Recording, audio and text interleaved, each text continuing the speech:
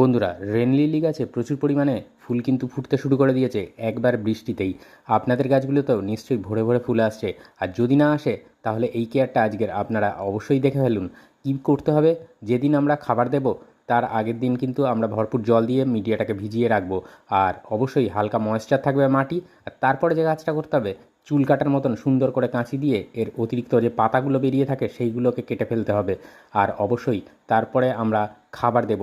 কী খাবার? যে খাবার দিলেই কিন্তু 15 দিনের মধ্যে আপনার রেন লিলি গাছে ফুলে ফুলে ভরে যাবে। গাছের গ্রোথ যেমন হবে তেমন আসবে প্রচুর পরিমাণে ফুল। তো খাবার দিতে হবে, সেই জন্য মাটিটাকে খুঁচিয়ে নিচ্ছি। এখানে রয়েছে 10-26-26 এনপিকে, আর তার সাথে রয়েছে ভার্মি কম্পোস্ট। তো এই কটা জিনিস খুব ভালো করে মিশিয়ে নিয়ে আপনারা দিয়ে দেবেন। কতটা পরিমাণে দেবেন?